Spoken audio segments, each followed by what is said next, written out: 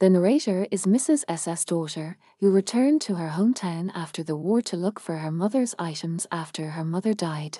Mrs. Dorling, an old acquaintance of her mother's, answered the door at house number 46 on Marconi Street. The woman was dressed in her mother's green knitted cardigan, so the narrator recognized her. She inquired whether the woman knew her mother. Despite the narrator's desire to speak with her for some time, the woman was not willing to, and she closed the door. The story shifts to a time when her mother was alive and her homeland, Holland, was in the midst of a war. For a few days, she had returned to her hometown.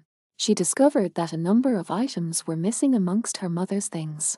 Mrs. S. had informed her daughter about Mrs. Dorling, who had removed all the vases, antique plates, and china after promising to keep them secure.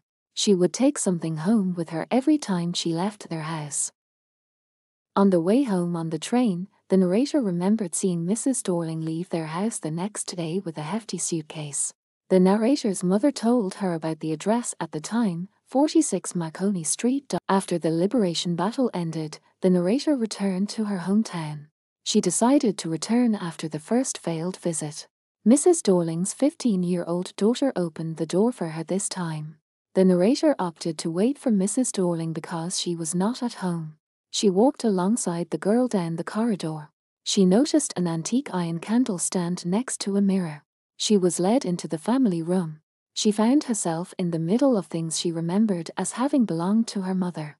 However, she was distressed to see them organized in such an unappealing manner. She took a seat at a table and realized the tablecloth was hers. Her mother had left a burn mark on the edge, which had not been corrected. From a white pot with a gold border on the lid, the girl offered her tea. She took some spoons from a box she had opened. All of those things were the narrator's mother's possessions. She approached the sideboard with the intention of opening a drawer. The narrator, on the other hand, did not wish to see any more.